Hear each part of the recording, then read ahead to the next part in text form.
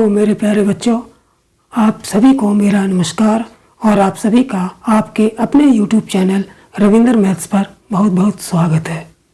प्यारे बच्चों, आज मैं प्रतिशत का टाइप नंबर 14 करवाऊंगा। यानी कि टाइप 14 में प्रतिशत के कुछ अलग सवाल कराऊंगा। टाइप 13 में अलग टाइप के सवाल थे और टाइप 14 में आज अलग टाइप के प्रतिशत के जो इम्पोर्टेंट सवाल हैं वो मैं कराऊंगा, जो परीक्षाओं में आते रहते हैं। ठीक है, तो चलिए देर न करते हुए शुरू करते हैं प्रतिशत का टाइप नंबर 14। ठीक, तो चलिए प्रतिशत का प्रतिशत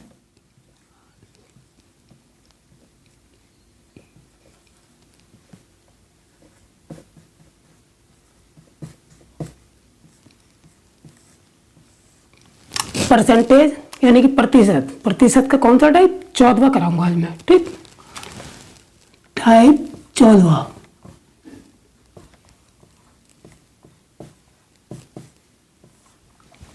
ठीक है, तो टाइप 14 में आज मैं प्रतिशत के बहुत ही इंपॉर्टेंट सवाल कराऊंगा, जो अक्सर पेपरों में आते रहते हैं, प्रतियोगी परीक्षाओं में बहुत पूछे जाते हैं। ठीक है, देखने में वो बहुत कठिन सवाल लगते हैं, लेकिन बिल्कुल उसका जो कॉन्सेप्ट है जब आप क्लियर कर लेंगे तो बिल्कुल वो क्वेश्चन इजी लगने लगेंगे और बिल्कुल जो क्वेश्चन हम लंबे करते हैं बिल्कुल शॉर्ट तरीके से हो जाएंगे। ठीक है, लेकिन अगर हम कॉन्सेप्ट उसका अच्छी तरीके से समझ लें तब। ठीक है, तो सबसे पहले मैं आपको उन सवालों का जो टाइप के 14 के अंदर मैंने रखा है, जिनको उन सवालों का मैं आपको कॉन्सेप्ट समझाऊंगा। ठीक है, उसका कॉन्सेप्ट मैं लिखा दूंगा, उस कॉन्सेप्ट को आप याद रखेंगे, उसको अच्छी तरह से अध्ययन कर लेंगे, तो उस कॉन्सेप्ट पर आधारित जितने भी मैं सवाल कराऊंगा या परीक्षा में जितने भी सवाल आएंगे उन्हें आप आसानी से कर पाएंगे। ठीक है, तो चलिए पहले मैं आप लोगों को कॉन्सेप्ट समझा देता हूँ। ठीक, तो प्यारे बच्चों, हम मान लेते हैं कोई व्यक्ति ए है, कोई व्यक्ति ए है। माना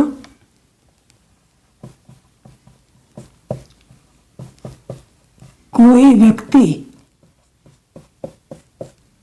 ए है जिसके पास कुछ धन था, जिसके पास कुछ धन था और वह अपने धन का हिस्सा कुछ लोगों में बांटता है। ठीक है, माना कोई व्यक्ति ए है जो अपनी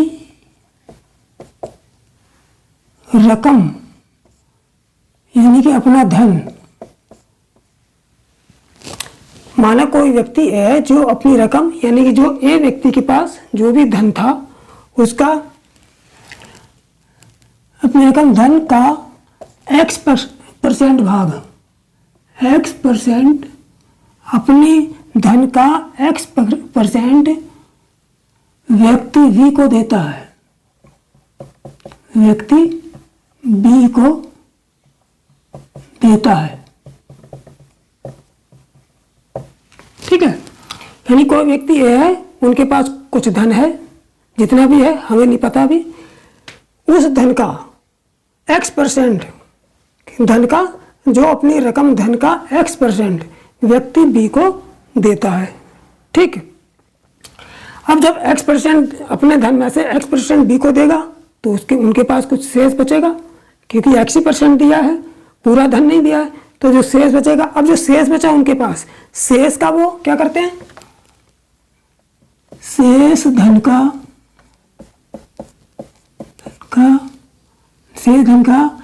Y% भाग, Y%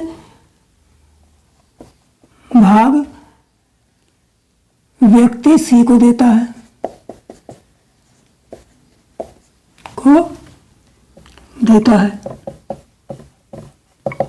यानी कि मानो कोई व्यक्ति ये है जो अपनी रकम यानी धन का X% भाग व्यक्ति बी को देता है, और उसके बाद जो उनके पास शेष बचता है उसका Y% भाग व्यक्ति सी को देता है। ठीक है, फिर शेष बच रहा है तथा शेष बचे धन का Z% भाग व्यक्ति डी को देता है और अंत में ए के पास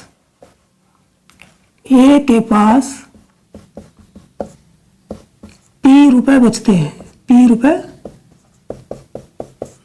हैं। तब ए के पास कुल धन था,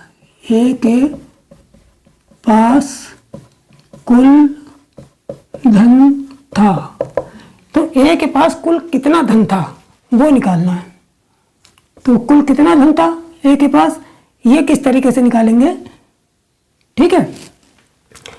तो इसके लिए हम क्या करते हैं कि ए के पास सवाल इसी तरीके से होगा कि कोई व्यक्ति होगा जो अपने धन का बंटवारा एक व्यक्ति को करेगा, X% हिस्सा बचे धन का Y% हिस्सा किसी दूसरे व्यक्ति को देगा और अंत में उसके पास कुछ रुपए बच जाएंगे, ठीक है। अंत में जब उसके पास कुछ रुपए बच जाएंगे तो क्वेश्चन ये पूछेगा लास्ट में कि उसके पास कुल धन कितना था, ठीक है। तो ए के पास कुल धन था, कैसे निकालेंगे, देखिए बिल्कुल सिंपल कॉन्सेप्ट है, सिंपल ट्रिक है, बस थोड़ा सा ध्यान रखना है, समझना है, ठीक। क्या करेंगे कि इसमें कितने व्यक्ति हो गए हमारे पास, कितने व्यक्तियों को धन दिया उसने, एक तो बी को दिया धन, ठीक है, और किसको दिया, सी को, बी को कितना दिया X%, उसके बाद सी को दिया शेष धन का Y% किसको दिया, सी को दिया, और उसके बाद Z% फिर शेष बचे धन का Z% भाग डी को दिया। तो डी को कितना दिया, Z%, इसको दिया, फिर शेष का Y% सी को दिया, फिर इनसे भी जो बचा शेष का Z% डी को दिया, ठीक है। और बी को क्या दिया, धन का X%, कुल धन का X% बी को दिया, शेष का उसके बाद शेष जो बचा उसका Y% सी को दिया, उसका शेष बचा उसका Z% डी को दिया, ठीक है। तो देखिए इसको कैसे हल करेंगे, इसका कॉन्सेप्ट कैसे तैयार करेंगे, ऊपर लिखेंगे 100 अंश में और नीचे 100 माइनस कितना x, ठीक है, 100 माइनस x, फिर मल्टीप्लाई, फिर ऊपर 100 लिखेंगे। यानी कि जितने व्यक्तियों को दिया, कितने व्यक्तियों को दिया, 3 व्यक्तियों को दिया, ठीक है। 4 भी हो सकते हैं, 5 भी हो सकते हैं, 2 भी हो सकते हैं। तो जितने व्यक्ति होंगे उतने ऊपर हम उतने ऊपर 100 लिखते जाएंगे। यहाँ 3 व्यक्ति हैं तो 100 बटे 100 माइनस x, 100 बटे 100 माइनस y और 100 बटे 100 माइनस z। यानी कि जितना धन दिया, ये हमारा बी वाला हो गया, ये सी वाला हो गया और ये डी वाला। तो बी वाला कैसे लिखेंगे, बी को कितना x दिया तो 100 बटे 100 माइनस x लिखेंगे, सी को कितना दिया 100 बटे 100 माइनस y लिखेंगे और डी 100 बटे 100 माइनस z। अगर 2 लोग होते तो मैं यहीं पे ख़त्म कर देता, अगर 4 लोग होते, मान लो ई भी होता कोई, तो मैं ई तो 100 बटे फिर 100 माइनस और कोई नंबर होता वो लेता मैं, ठीक। और लास्ट में इसकी मल्टीप्लाई किससे करेंगे, जो शेष बचा धन कितना हमारे पास P रुपए, शेष बचा धन हमारे पास कितना है P रुपए, लास्ट में P से इसकी मल्टीप्लाई कर देंगे, ठीक है।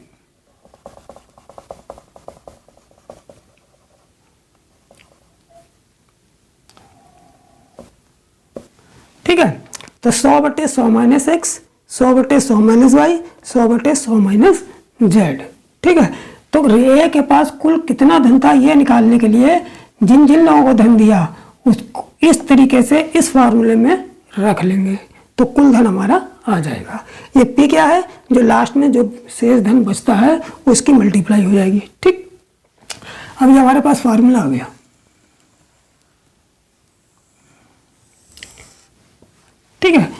ए के पास कुल कितना धन था वो निकालने के लिए इस तरीके के फार्मूले का यूज करेंगे। ठीक है, लेकिन इसको रटना नहीं है, इसको रटना नहीं है, इसको कॉन्सेप्ट को समझ के याद करना है कि अगर ऐसा सवाल आएगा तो हम 100/100 माइनस एक्स करेंगे, 100 ऊपर 100 रखेंगे। ठीक है, अंश में ऊपर 100, अंश में हमेशा 100 रहेगा और नीचे जितना हिस्सा दिया है, जितना परसेंट दिया है वो 100 में से घटा के रखते रहेंगे, है नहीं। 100/100 minus x, 100/100 minus y, 100/100 minus z, और बाद में जो शेष जो बचता है रुपया बिल्कुल लास्ट में, जैसे P रुपये बच रहे थे तो लास्ट में उस P से हमने गुणा कर दी, यानी कि शेष धन से बिल्कुल लास्ट में जो रुपया बचेगा उससे मल्टीप्लाई कर देंगे। ठीक, तो इस फार्मूले से हम इसी टाइप का सवाल बिल्कुल पेपर में आता है बनके, और तो इसी टाइप से लास्ट में पूछा जाता है कि उसके पास कितना धन था। ठीक, अच्छा, इसके बाद और भी क्वेश्चन बन जाते हैं, वो भी पूछते हैं। क्या कभी कभी क्या करते हैं कि ए के पास कुल धन था, कुल धन नहीं पूछेंगे, क्या पूछ लेंगे, कभी कभी ये पूछ लेते हैं कि जैसे व्यक्ति बी को देता है X% बाद बी को देता है कि बी को कितना धन दिया। कभी कभी पूछ लेंगे, जैसे यहाँ 3 व्यक्ति हैं बी सी डी, कभी कभी पूछ लेंगे कि बी को कितना धन दिया, कभी डायरेक्ट पूछ लेंगे सी को कितना धन दिया, कभी पूछ लेंगे डी को कितना धन दिया। ठीक है, अब देखिए अगर ऐसी कंडीशन आ जाए, ऐसा सवाल आ जाए, कुल धन पूछेगा, तब तो सीधे सीधे formula 100/100 minus x, 100/100 minus y, 100/100 minus z multiply p. ठीक है, लेकिन अगर मान लो उन्होंने कुल धन नहीं पूछा, उन्होंने क्या पूछ लिया, बी को कितना धन दिया। अब देखिए तीन नंबर हैं, पहले बी को दिया था पहले नंबर पे, दूसरे नंबर पे सी को दिया था और तीसरे नंबर पे डी को दिया था। अगर हमसे बी को पूछता है तो अब हम क्या करेंगे, बी को दिया धन, बी को दिया धन, तो बी को दिया धन कैसे निकालेंगे हम, केवल बी वाली, यहाँ पर देखो 3 लोग हैं, ये बी की कंडीशन है, ये सी की है और ये डी की है। ठीक है, तो जब बी को दिया धन कितना कैसे निकालेंगे, ये बी को छोड़ के बाकी सी और डी तो ऐसे ही लिखेंगे 100/100 माइनस वाई, 100/100 माइनस जेड गुणा पी। लेकिन बी में थोड़ी सी चेंजिंग करेंगे। क्या बी में ये चेंजिंग करेंगे, नीचे तो 100 माइनस एक्स ही रहेगा, लेकिन ऊपर क्या चेंजिंग करेंगे, यहाँ पर कितने परसेंट दिया बी को, X% दिया, बी को कितना दिया था, X% दिया था बी को, तो ये 100 की जगह x रख लेंगे, X/100 माइनस एक्स, और बाकी सब ऐसे ही लिख देंगे 100/100 माइनस वाई गुणा 100/100 माइनस जेड मल्टीप्लाई बी। तो ये हमारा जो है बी को मिला धन आ जाएगा। ठीक है, तो कुछ नहीं, इस फार्मूले में थोड़ी सी चेंजिंग करनी पड़ेगी। क्या चेंजिंग करनी पड़ेगी कि जो 100 लिखा है इसको हटा के बी को कितने % धन दिया वो कर देना, और बाकी पूरा फार्मूला ऐसा ही रहेगा।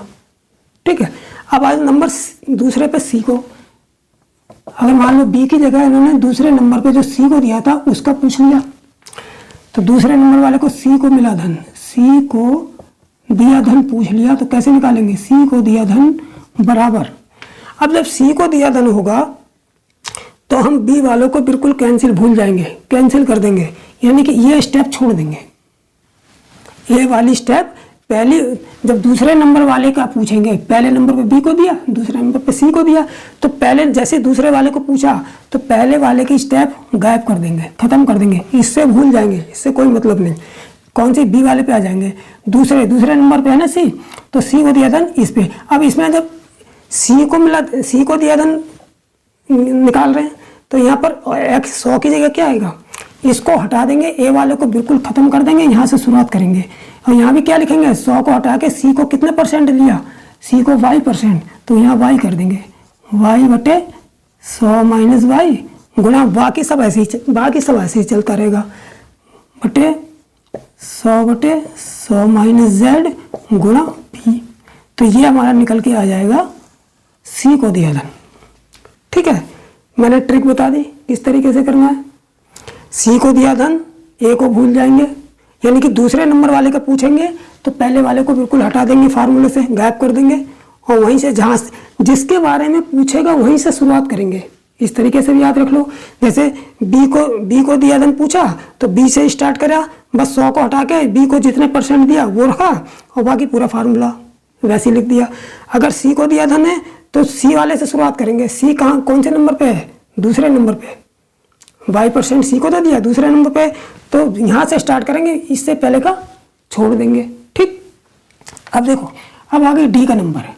डी को दिया धन अगर पूछ ले, डी को दिया धन, जब डी को दिया धन पूछेगा तो डी से शुरुआत करेंगे, इसको बी भी छोड़ देंगे, सी भी छोड़ देंगे, यानी कि ये भी छोड़ देंगे, इसको भी छोड़ देंगे, इसको भी, सारे डी से। डी कहाँ पर है? यहाँ पर है, यहीं से शुरुआत करेंगे। लेकिन इस 100 को हटा के क्या लिखेंगे? जितना डी को कितने % दिया था, कितने % डी को दिया था?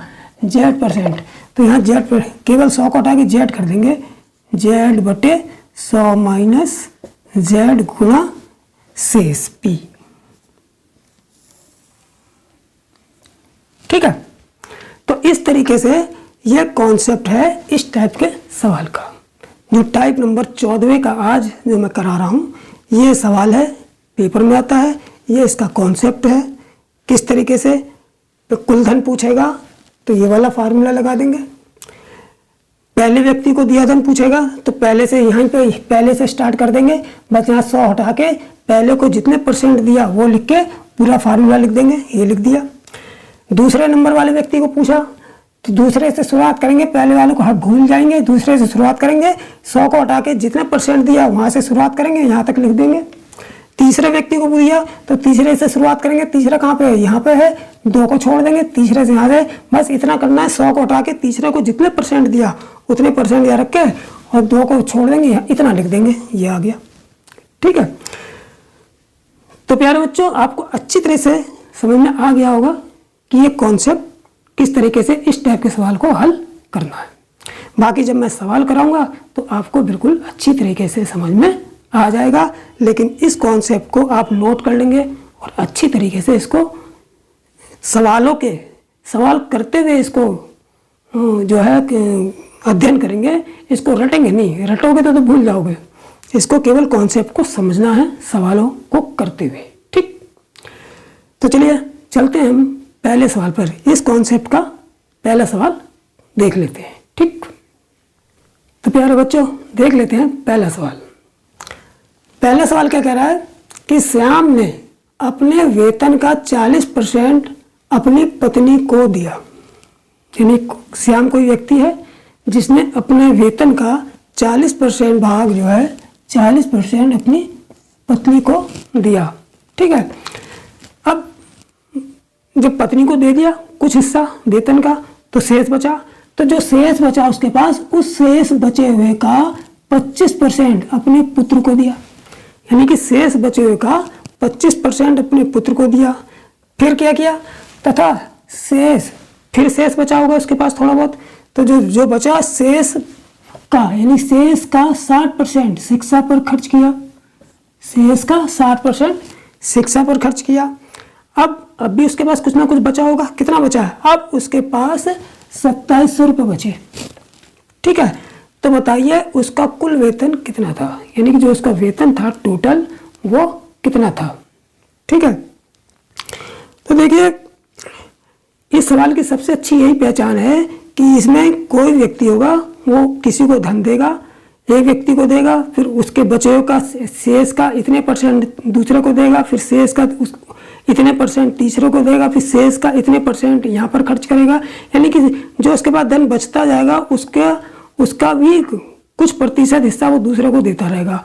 तो इस टाइप के सवाल का बिल्कुल अच्छी तरह से यही पहचान है।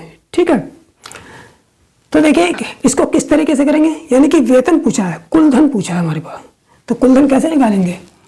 कुल वेतन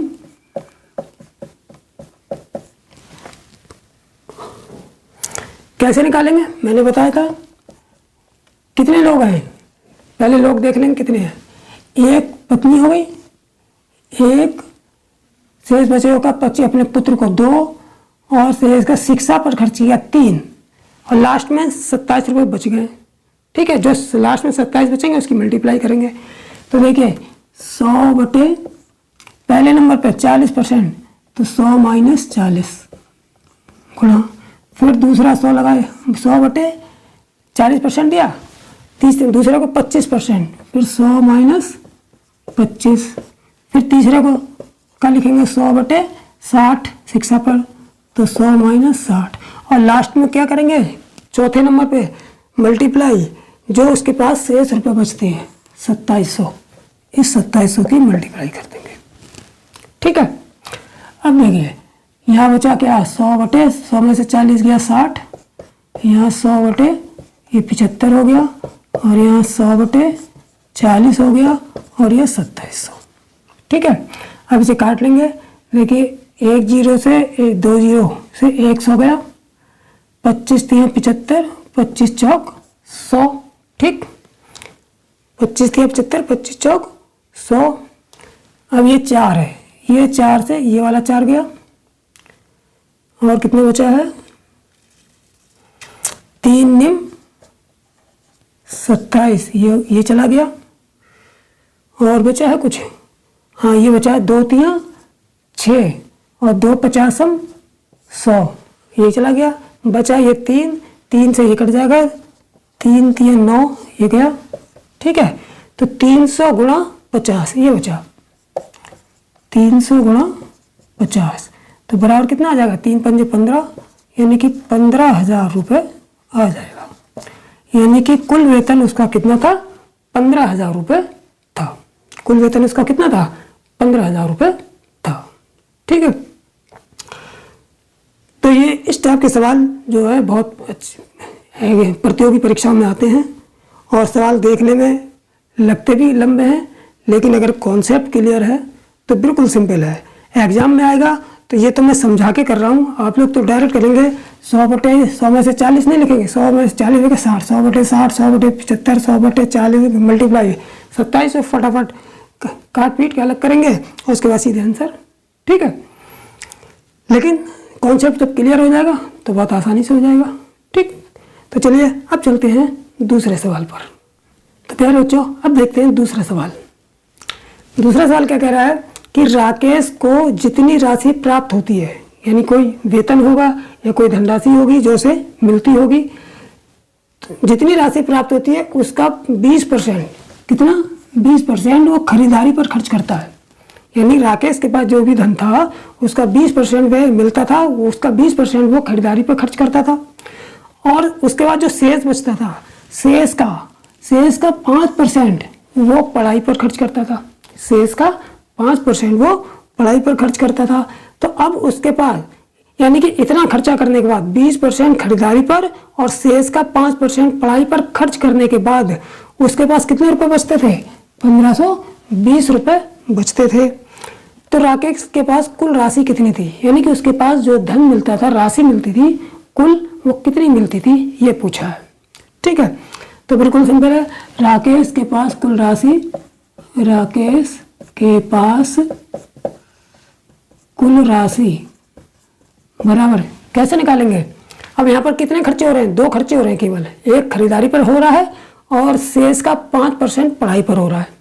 तो खरीदारी पर कितना खर्चा हो रहा है 20%, तो 100/100 माइनस 20 मल्टीप्लाई। दूसरा खर्चा कौन सा हो रहा है पढ़ाई पर, कितना शेष का 5% हो रहा है, तो 100/100 माइनस 5। ठीक है, पढ़ाई पर खर्च करता है। अब लास्ट में उसके पास कितने रुपए बच रहे हैं 1520। तो लास्ट में जो रुपए बचते हैं, जो लास्ट में रुपए बचते हैं वो रुपए प्रतिशत में ना रुपए में देते हैं, तो उसके हम मल्टीप्लाई कर देंगे 1520। ठीक है, अब इसको सिंप्लीफाई कर लेंगे। 100/80 हो गया, ये 100/95 हो गया और 1520। अब इसे काट लेंगे, छोटा कर लेंगे, 0 से ये वाला 0 कट गया, 4 दूनी 8, 4 25 100, 2 सत्ते 14, 2 छिक 12, ये 2 से ये हट गया। ठीक है, 5 पंजे 25, 5 19 95, ये 9 है। ठीक है, 5 19 95, 19 चौक 76, ये भी गया। क्या बचा हमारे पास, इधर 4 बचा, इधर 100 बचा और इधर 5 बचा, यानी कि 5 गुणा 100 गुणा और 4, कितना बचा है, इसकी मल्टीप्लाई करो, 5 चौक 20 एकम 20 यानी कि 2000 रुपये। यानी कि राकेश के पास कुल राशि, कुल धनराशि कितनी थी, 2000 रुपये थी। ठीक है, यही हमारा आंसर हो जाएगा। तो देखिए बिल्कुल सिंपल है, कॉन्सेप्ट अगर क्लियर है तो फटाफट सवाल देखना है, कॉन्सेप्ट में रखना है मान और सिंप्लीफाई करना है और आंसर निकाल देना है और टिक मार देना है। ठीक, तो चलिए अब चलते हैं सवाल नंबर 3 पर। तो प्यारे बच्चों अब देखते हैं तीसरा सवाल। तीसरा सवाल क्या है कि रवि अपनी आय का 15% भाग, कितना भाग, 15% भाग बचत बैंक में जमा करता है। किस में जमा करता है, बचत बैंक में। फिर शेष का, यानी कि 15% भाग जमा कर रहा है, फिर उसके बाद शेष बच रहा है, तो शेष का 30% भाग, शेष का कितना, 30% भाग अपनी पत्नी को दे रहा है वो। ठीक है, उसके बाद उसके पास कितने पैसे बच रहे हैं, 2380 रुपये। यानी इतना खर्चा करने के बाद उसके पास कितने पैसे बच रहे हैं, 2380 रुपये बचते हैं। तो बताइए उसने बचत बैंक में कितने रुपये पैसे जमा किए। देखिए अब टोटल धन नहीं पूछा है कि रवि के पास कितना धन था, ये पूछा है कि बचत बैंक में उसने कितने पैसे जमा किए। अब तो अगर हमें टोटल धन पता होता तो हम टोटल धन का 15% निकाल लेते, लेकिन अब पहले टोटल धन निकालें फिर उसका 15% निकालें, तब तो सवाल लंबा हो जाएगा। तो डायरेक्ट तरीका मैंने बताया था आपको, क्या, इसलिए जब पहले नंबर की कंडीशन, पहली चीज पूछेंगे, पहले नंबर की पूछेंगे, देखिए इसका पहले फार्मूला क्या है, जब पहले नंबर की चीज पूछेंगे तो रवि बचत बैंक में जमा करता है, बचत बैंक में जमा रुपया जमा करता है। ठीक है, जब स्टार्टिंग पहले नंबर की चीज पूछी है, बिल्कुल पहले नंबर की, तो हम क्या करेंगे, यही तो ऐसे तो लिखते थे हम 100/100 माइनस 15। अगर कुल धन पूछते तो यही तो लिखते हैं, यहाँ से शुरुआत करते। लेकिन अब क्या करेंगे, अब हम 100 नहीं लिखेंगे, 100 को हटा देंगे, क्या लिखेंगे, जितना बचत बैंक में जितने परसेंट जमा किया, कितने परसेंट, 15%। तो यहाँ 100 माइनस 15 यहाँ लिखते हैं, तो यहाँ भी 15 लिखेंगे, 15/100 माइनस 15। जो चीज़ पूछेंगे, पहले नंबर की चीज़ पूछी है तो ऐसे ही लिख लेंगे। बाकी जो बची हुई, बाकी जो बचा हुआ मेथड है, जिस तरीके से हम लिखते हैं, बाकी वो वैसे ही लिखते चले जाएंगे। तो गुणा 100/, दूसरे नंबर की चीज़ क्या है, 30% भाग पत्नी को दे रहा है, तो 100/100 माइनस 30, और गुणा तीसरे नंबर में क्या है, शेष 2380। ठीक है, अगर मुझसे ये दूसरे नंबर की के बारे में पूछता कि अपनी पत्नी को कितना धन दिया उसने, तो मैं क्या करता, यहाँ से शुरू नहीं करता, यहाँ से दूसरे नंबर से शुरुआत करता है, ये पहला नंबर खत्म कर देता, छोड़ देता। ठीक है, सीधे यहाँ से शुरुआत करता, फिर यहाँ 100 की जगह क्या करता, 30/100 माइनस 30 गुणा 23/80, बस ये पहले वाले को हटा देता मैं।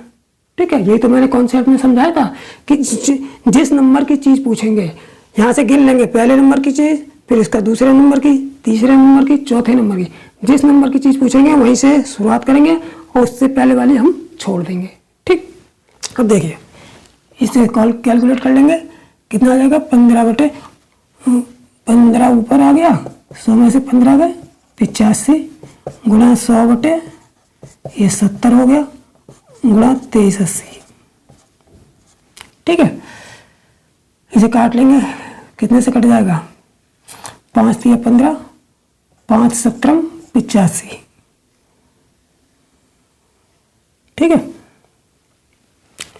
और 17 से एक 0 से 1 0 कट गया, 7 से इसको काट दो, 7 × 3 21, 2 बचे, 7 × 4 28, 340 से कट गया 7 से। ठीक है, 7 से 340। ठीक, अब 17 से ये कट जाएगा, 17 दूनी 34, ये भी कट गया। अब देखिए कितना बचा इसमें, एक तो 3 बचा, गुणा यहाँ एक 10 बचा, और ये कितना 20। ठीक है, तो 20 धाम 200 × 600 रुपये, यानी कि वो अपनी पत्नी को कितने रुपए देता है, क्या ना कहना, बचत बैंक में कितना रुपए जमा करता है, 600 रुपये जमा करता है। ठीक है, तो प्यारे बच्चों अब देख लेते हैं चौथा सवाल। चौथा सवाल क्या है कि राजू अपनी आय का 40% खाने पर खर्च करता है। यानी राजू को जितनी भी आय होती थी उसका 40% कहाँ खर्च कर रहा था? खाने पर। शेष का, जो उसके पास शेष बचता था उसका 1/3 परिवहन पर। अब देखिए यहाँ पर तो प्रतिशत में दे दिया कि खाने, यहाँ भी प्रतिशत में दे दिया, किताबों पर जो खर्चा कर रहा है वो भी प्रतिशत में, खाने पर वो भी प्रतिशत में, लेकिन यहाँ पर इन्होंने हमें जो है भिन्न में दे दिया कि शेष का 1/3 परिवहन पर। तो इसमें घबराने की जरूरत नहीं है। क्या करेंगे? भिन्न को प्रतिशत में बदलना आता तो हमें, पिछले वीडियो में हमने सिखाया आप लोगों को। तो 1/3 को भिन्न में चेंज कर लेंगे, उसमें प्रतिशत में चेंज कर लेंगे, कोई दिक्कत नहीं। 1/3 को अगर जब प्रतिशत में चेंज करेंगे, 1/3 को जब प्रतिशत में चेंज करेंगे तो किससे मल्टीप्लाई करेंगे? 100 से। तो जैसे 100 से में तो 100%, यानी कि 100/3% हो जाएगा।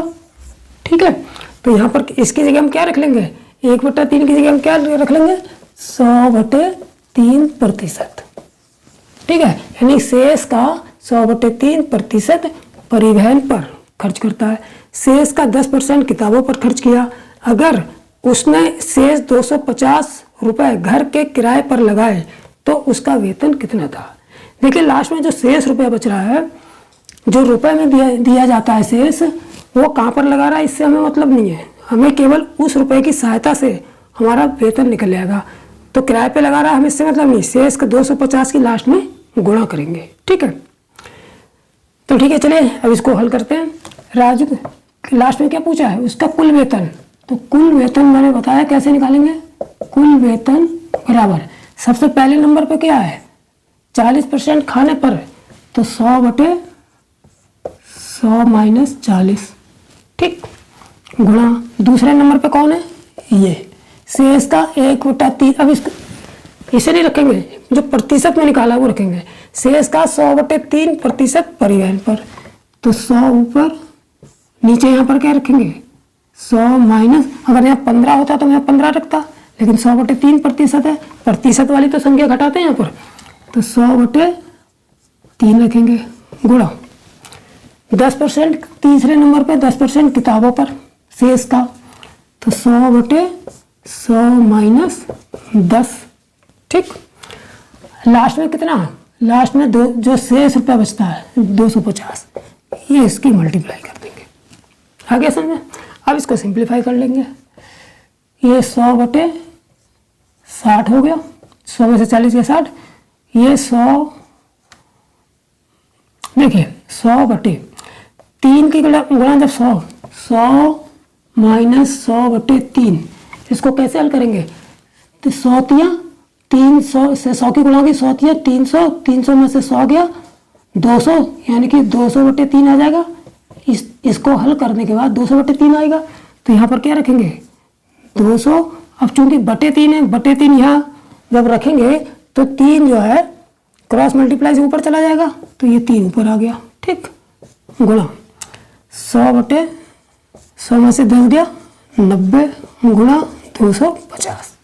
ठीक, अब इसको सिंप्लीफाई कर लेंगे। देखिए 1 2 3 4, चारों जीरो काट दो, 1 2 3 4, 200 गायब हो गए। क्या क्या बचा? हमारे पास बचा है 2 से ये काट दो, 2 कम 2, 2 दूनी 4, 2 पंजे 10, ये भी चला गया। अब 2 तियां, अब कितने से कटेगा? हाँ, ये 3 बचा है, 3 दूनी 6, ये भी चला गया। अब ये 2 से ये 100 काट दो, 2 50 100, ये भी गया। अब क्या बचा हमारे पास? 50 गुणा 125/9, हमारे पास बचा 50 गुणा 125/9। ठीक, इतना ही बचा है। अब गुणा कर देंगे, 5 पंजे 25 की 5, 5 दूनी 10, 2 12 की 2, 5 एकम 5 और 1 6, ये 0 ये लगा दिया बटे 9। ठीक है, अब इसका हम डिवाइड कर लेंगे 9 से। तो देखिए 9 से डिवाइड कर लेते हैं, कहाँ पे करें? यहाँ पे कर लेते हैं। 9 से डिवाइड कर लेते हैं, कितने 6250 को।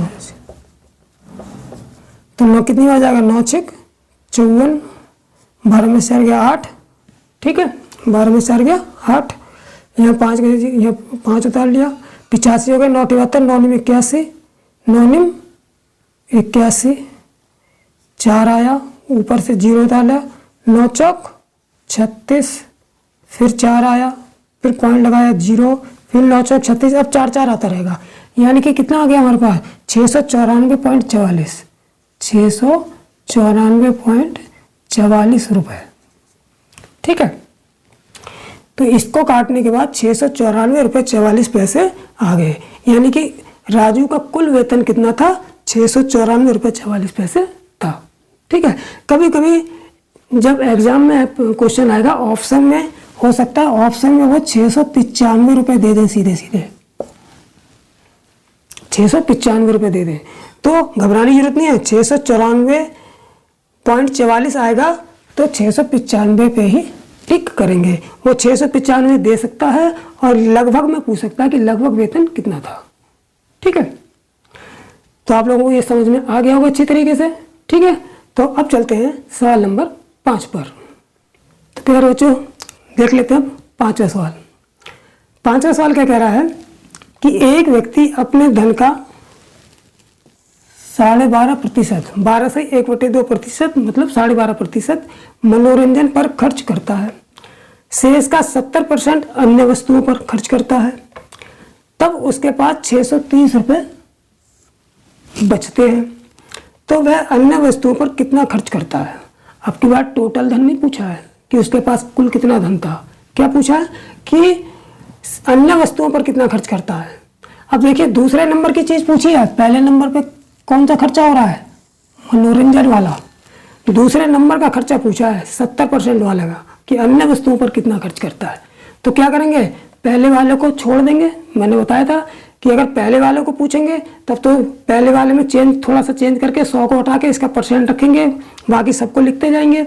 लेकिन जब दूसरे नंबर का पूछा है तो पहले वाले को तो फिर भूल ही जाओ, सीधे दूसरे नंबर से स्टार्ट करेंगे, ठीक है। तो अन्य वस्तुओं पर खर्च करता है, अन्य वस्तुओं पर खर्च रुपया कितना, इसको तो छोड़ देंगे, इससे तो कोई मतलब नहीं, यहाँ से शुरू करेंगे सीधे 70%। अब देखिए 100 नहीं लिखेंगे, 100/100 माइनस 70 नहीं लिखेंगे, क्या लिखेंगे, नीचे तो वैसे रखेंगे लेकिन 100 नहीं लिखेंगे, 100 की जगह क्या लिखेंगे, जिसका हमें निकालना है उसका परसेंट लिखेंगे, सीधे 70 लिखेंगे, 70/100 माइनस 70, ठीक है, मल्टीप्लाई। बाकी तीसरे नंबर की वैल्यू वैसे ही लिखेंगे जैसे लिखते हैं। तीसरे नंबर के क्या है, तीसरे नंबर का है नहीं, लास्ट में केवल शेष ही है तो शेष लिख लेंगे गुणा 630, ठीक। तो बराबर आ जाएगा 70/30 गुणा 630, 0 से 0 कट गया, 3 दूनी 6, 3 कम 3 से कट गया, 3 दूनी 6, 3 कम 3, कितना हो गया 0, 7 कम 7, 7 दूनी 14, यानी कि 1470 रुपये आंसर आ जाएगा। यानी कि वो व्यक्ति है अन्य वस्तुओं पर कितना खर्चा कर रहा है, 1470 रुपये खर्च कर रहा है, ठीक है। तो चलिए अब सवाल नंबर 6 पे चलते हैं। तो पहले बच्चों अब देख लेते हैं छठा सवाल। छठा सवाल क्या कह रहा है कि ए ने कुछ सेब खरीदे। देखिए जरूरी नहीं है कि पैसे का ही बंटवारा करें, चीज़ों का भी बंटवारा का सवाल आ जाएगा, चीज़ों के बंटवारे का भी सवाल आ जाएगा। जैसे यहाँ पर सेब, ए ने कुछ सेब खरीदे, लेकिन उसका कॉन्सेप्ट वही रहेगा, सवाल बिल्कुल वैसा ही रहेगा। कैसे कि ए ने कुछ सेब खरीदे, उनमें से 13% खराब हो गए, उनमें से 13% खराब हो गए। अब उसके पास कुछ तो शेष बचे होंगे, 13% तो खराब हुए, तो शेष का, यहाँ भी देखो शेष का चल रहा है, शेष का 75% सेब उसने दान कर दिया। यानी कि खराब के 13% खराब होने के बाद जो शेष बचे, उस शेष के 75% सेब उसने दान कर दिए, ठीक है। दान करने के बाद फिर उसके पास कितने बचे, 261 सेब बचे। लास्ट में वहाँ पर रुपए बचते हैं, यहाँ सेब बचे 261, ठीक। तो बताओ उसने सेब कितने सेब दान किए, ये दान का पूछ लिया। कुल सेब पूछता तो वैसे ही निकालते। अब दान का पूछा, कौन से नंबर की चीज़ पूछी है, पहले नंबर पे तो खराब वाली थी, दान वाली चीज़ दूसरे नंबर की है, तो पहले वाली को तो भूल जाओ, यहीं से शुरुआत करेंगे। सेब दान किए, सेब दान किए बराबर। मैंने अभी कॉन्सेप्ट में समझाया था कि जिस नंबर की पूछेंगे उससे पहले वाले नंबर को भूल जाएंगे, वहीं से शुरुआत करेंगे। तो यहाँ से शुरुआत करेंगे। शेष के 75% सेब दान कर दिए, तो क्या 75/100 - 75 गुणा 261। ठीक, तो 75 बटे कितना हो जाएगा, 100 में से 75 गया 25 गुणा 261, 25 दिया 75, तो 3 गुणा 261 आ गया। तो बराबर कितना आ गया, 3 कम 3, 3 × 18 गया, 3 3 कम 3, 3 × 18 गया, 3 × 6 = 7, यानी कि 783 सेब उसने दान किए। कितने सेब दान किए, 783 सेब दान किए। ठीक है, तो चलिए अब चलते हैं 7वें सवाल पर। तो अब देखते हैं सवाल नंबर 7वां। ठीक है, 7वें सवाल में क्या है, एक पुस्तकालय, अब की देखो पुस्तकालय में पुस्तकों के बारे में दे दिया। एक पुस्तकालय में कुल पुस्तकें थी, पुस्तकालय में कुल पुस्तकों का 20% पुस्तकें, यानी कि टोटल पुस्तकों का 20% पुस्तकें किसकी हैं, हिंदी की है। 20% पुस्तकें, टोटल पुस्तकों का 20% पुस्तकें किसकी हैं, हिंदी की हैं, तथा शेष का 50% पुस्तकें अंग्रेजी की हैं। शेष का 50% पुस्तकें किसकी हैं, अंग्रेजी की हैं, और शेष 9000 पुस्तकें गणित की हैं। ठीक है, तो अंग्रेजी की पुस्तकों की संख्या बतानी है, यानी कौन से नंबर वाली चीज पूछी है, पहले नंबर पे क्या है, हिंदी की पुस्तकें हैं, दूसरे नंबर पे अंग्रेजी की हैं। तो जब दूसरे नंबर की चीज पूछी है हमसे, तो पहले नंबर को भूल जाएंगे, इससे कोई मतलब नहीं रखेंगे, शुरुआत कहाँ से करेंगे, यहाँ से करेंगे। ठीक, तो देखिए अंग्रेजी की पुस्तकों की संख्या बराबर, यहाँ से शुरुआत करेंगे, पहले वाले से कोई मतलब नहीं रखेंगे, यहाँ से शुरुआत करेंगे। क्या कितना परसेंट है, 50%, तो 50/100 - 50 गुणा, इसके बाद क्या है, इसके बाद सीधे 9000 पुस्तकें हैं, शेष पुस्तकें, तो 9000 से गुणा कर देंगे। ठीक, तो देखिए कितना आ जाएगा, 50 के ऊपर ऐसा ही है, बटे 100 से 50 गया 50 गुणा 9000, 50 से कम 50 से कट गया, 9000 कम 9000, यानी कि जो है 9000 पुस्तकें हैं, 9000 पुस्तकें अंग्रेजी की पूछी है, हाँ अंग्रेजी की है, सही है, ये आंसर हो जाएगा। ठीक है, तो देखिए कितना सिंपल सवाल है, मुश्किल से 1-2 सेकंड भी नहीं लगे होंगे। ठीक है, तो जब आप लोग कॉन्सेप्ट याद रखेंगे तो इस टाइप का सवाल जो आएगा वो चुटकी में हो जाएगा, कोई दिक्कत नहीं होगी। ठीक है, तो चलिए अब चलते हैं इस टाइप का 8वां और आखिरी सवाल। ठीक, देखिए प्यारे बच्चों, अब सवाल नंबर 8 देख लेते हैं, आखिरी सवाल। ठीक है, एक सेना के 10% सैनिक युद्ध में मारे गए, यानी कोई सेना है जिसके 10% जो सैनिक थे वो युद्ध में मारे गए। अब कुछ बचे भी, शेष बचे, शेष के 10% बीमारी के कारण मर गए, यानी कि 10% तो युद्ध में मारे गए और शेष के 10% बीमारी के कारण मर गए, फिर शेष के 10% घायल हो गए, फिर शेष बचे उसके 10% का क्या हो गया, घायल हो गए। तो इस प्रकार अब जो सेना में, यानी इतना सब कुछ होने के बाद जो सेना में 7,29,000 सैनिक स्वस्थ बचे, यानी कि 10% युद्ध में मारे जाने के बाद, फिर शेष के 10% बीमारी में मरने के बाद, फिर शेष के 10% घायल होने के बाद कितने बचे, 7,29,000 सैनिक स्वस्थ बचे। ठीक है, तो सेना में कुल कितने सैनिक थे, तो सवाल वहाँ रुपए ये वस्तु का नहीं, अब सीधे सेना में सैनिकों का दे दिया। ठीक है, लेकिन कॉन्सेप्ट तो वही है, तो वही कॉन्सेप्ट लगेगा। ठीक, अब इसमें कुल सैनिक पूछा है, क्या पूछा है, कुल सैनिक, जैसे वहाँ वेतन, कुल वेतन पूछते थे, यहाँ कुल सैनिक पूछे हैं, तो कुल सैनिक कैसे निकालेंगे? कुल सैनिक बराबर कुल सैनिक बराबर 10% युद्ध में मारे गए तो 100/100 माइनस 10 गुणा, फिर शेष का 10% बीमारी के कारण मरे, 100 फिर 100 माइनस 10 कर लिया, फिर शेष के 10% घायल हो गए, फिर 100/100 माइनस 10 कर लिया, गुणा कितना शेष बचे? 7,29,000, तो 729,30 लास्ट में इसकी मल्टीप्लाई करिए। तो कुल ऐसे तो निकालते हैं कि जो परसेंट दिया था वो 100/100 minus x, 100/100 minus y, 100/100 minus z गुणा p। ये तो कॉन्सेप्ट समझाया था शुरू में, ठीक है। अब इसको कैलकुलेट कर लेते हैं। 100/90 हो गया, ये भी 100/90 हो जाएगा और ये भी 100/90 हो गया, गुणा 729,30, ठीक है। अब देखिए 100 में से 10 गया 90, 100 में से 10 गया 90, 100 में से 10 गया 90।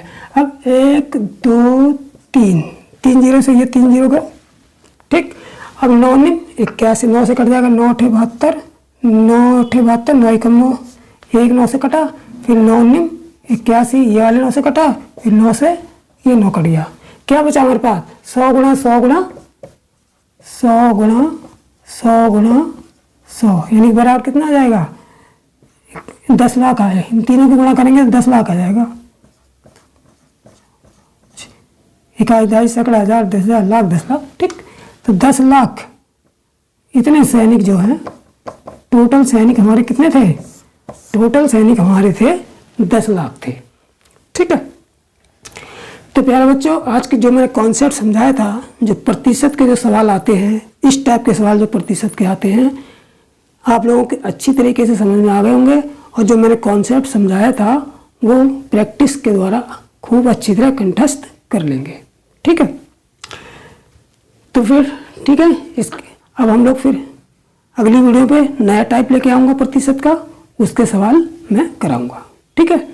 तब तक वीडियो अच्छी लगी हो तो लाइक भी कीजिए, और कोई बात अगर नहीं समझ में आई है या कुछ सवाल किस तरह से लग रहे हैं या कुछ और तरीके से समझाना है या वीडियो कैसी लग रही है, आप लोग हमें कमेंट करके बता सकते हैं, ठीक है। तो चलिए इसी के साथ ये वीडियो यहीं पर मैं ख़त्म करता हूँ। जय हिंद, जय भारत।